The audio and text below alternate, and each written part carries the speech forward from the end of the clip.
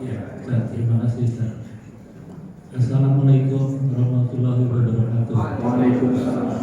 Mohon izin bertanya Ustaz untuk mewakili bapak-bapak semua. Berangkat dari ini Ustaz, saya kemarin nonton TV masalah Palestina. Nah, anak-anak Palestina gitu kan yang korban itu cakep-cakep gitu Ustaz. Pulang dong. Istri bilang, oh saya mau nih ambil anaknya gitu. Terus saya juga bilang, saya gak mau ambil ibu. Dia marah Ustaz. Dia marah. Kalau umpamanya menyetujui itu kan jaminannya sudah Ustaz, dan SP. Nah, kita bilang, kita bisa jadi ibu dapat surga, kita dapat pahala sebenarnya dengan ngambil ibunya. Pertanyaannya Ustaz, pertanyaan Ustaz, bagaimana memberi pemahaman istri?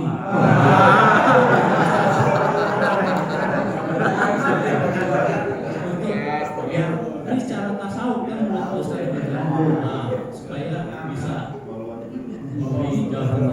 Terima kasih Ustaz. Assalamualaikum warahmatullahi wabarakatuh. Dia pertanyaan ujung-ujungnya modus ya. Modus bapak-bapak. Yang begini saya nggak bisa jawab sebetulnya.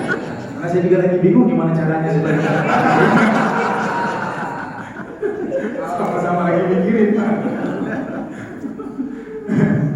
Kalau dikaitkan dengan tasawuf ya memang nyambung kan. Di dalamnya kita bisa bantu orang. Apalagi niat bantu anaknya sekaligus ibunya kan. Satu paket tuh Mbak ya. Satu paket.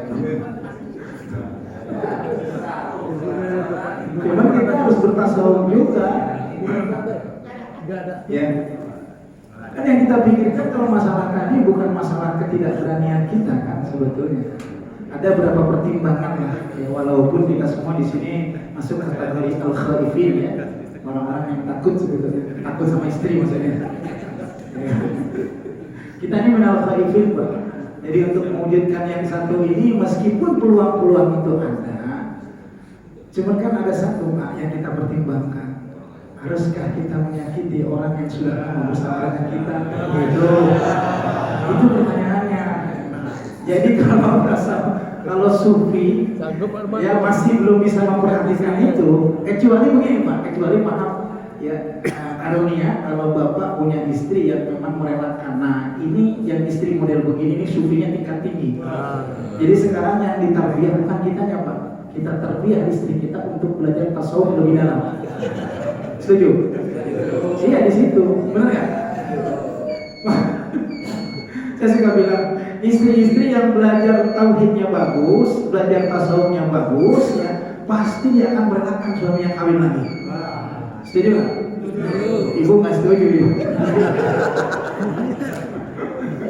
Maaf Ibu ya, bercanda ya Bu, jangan diambil hati Bu. Iya, karena jalur itu Pak yang bisa kita tempuh supaya tidak menyakitkan kan begitu.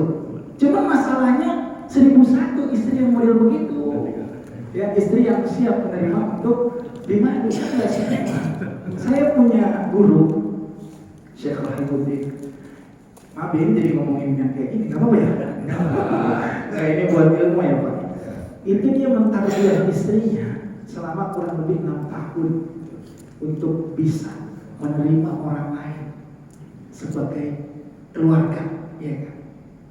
Dan subhanallah yang diambil sama guru saya murid dari istrinya.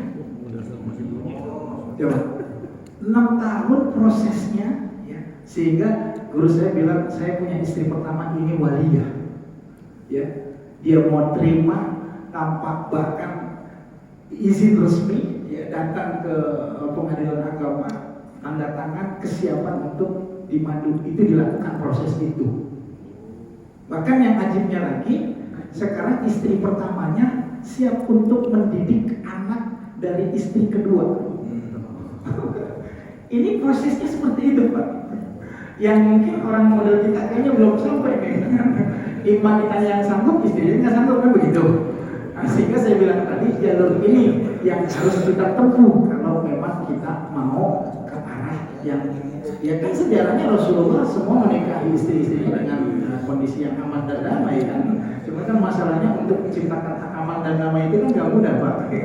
Hanya orang-orang tertentu, makanya Ustaz Arif dulu pernah bilang, ini belajar aja ya dari beberapa orang. Kalau kita mau melangkah ke situ, jadilah kita tauladan di mata istri. Itu kuncinya.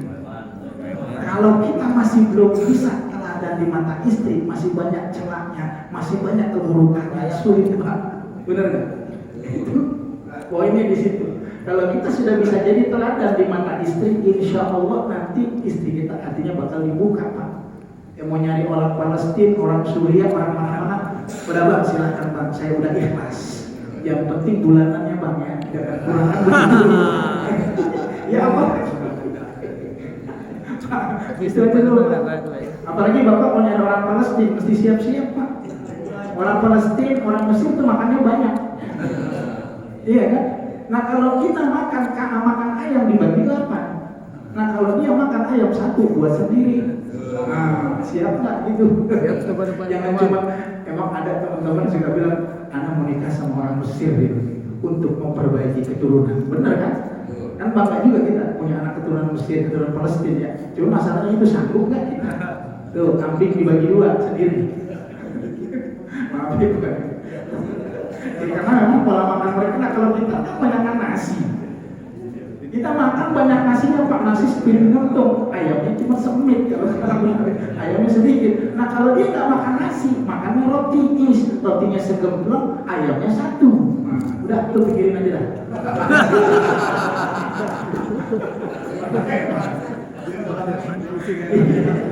Iya Pak, saya yakin juga istri-istri kita kalau kita model begitu, insya Allah ikhlas deh.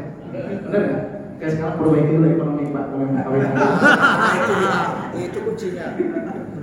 Ya Pak ya, maaf nih, jadi ngomongnya kemana-mana gitu. Gitu ya Pak ya. Jadi perintah itu bagian dari apa namanya Allah kasih, cuman kita untuk melakukannya perlu strategi yang matang gitu dah. Kalau kata saya, jangan konyol ya. Jangan konyol. Perlu strategi, perbaiki ekonomi dulu, sanggup gak kita menafkahi 2 istri, 3 istri, nah itu yang perlu diperhatikan. Walaupun Rasulullah pernah kasih jalan, kalau kita mau tambah harta, mau menjadi tambah kaya, kawin lagi iya. Cuman kan kita nggak bisa pernah langsung seperti itu ya, perlu persiapan, rasanya begitu. Ya istri mah kalau, mah aku mau kawin lagi, pegang perusahaan di sana mau ya 1. Oh iya Pak, nanti yang perusahaan ini buat istri yang ini ya, oke Pak, kan begitu. Aman kan kalau gitu ya? Iya, jangan kita rumah masih kontrak, baru pengen kawin. Maaf ya, bukan yang nyinggung ya, Saya juga lagi coba ke situ juga, cuma belum siap. Apa ya benar ya? Iya, jadi masalah katanya. Langkahi dulu mayatku. Oh. Paling temen emang kalau ngomongin kayak gini baru lupa nih. Iya, kalau diskusi yang kayak gini resep, ntar kita buka ini ya, hal khusus ya. Silakan yang lain. Silakan Pak.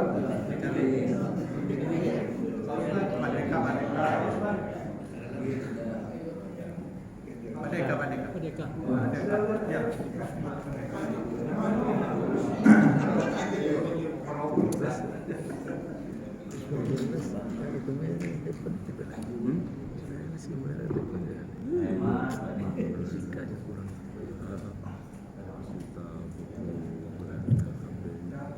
Assalamualaikum warahmatullahi wabarakatuh. Mengenai zikir ini Pak, kalau kita lihat di surat Al-Hajj pasal yang alladzina amanu kasiro wasabbihu bukratan wasila. Nah kalau di sini jadi mungkin Allah menyuruh kita untuk berzikir itu di waktu pagi dan petang. Jadi mungkin salah satu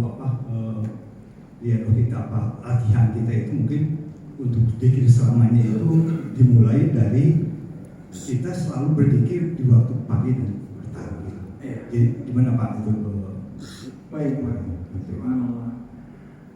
Di dalam ayat yang tadi Bapak sampaikan, itu Allah memberikan solusi waktu terbaik untuk berzikir. Bukrata wa asila itu adalah waktu-waktu yang mustajab. Di pagi hari setelah sholat subuh sampai syuruk itu waktu yang sangat mustajab untuk berzikir. Yang kalimat bukrata wa asila ini lebih kepada afdoliyah, kepada keutamaan waktu, termasuk sore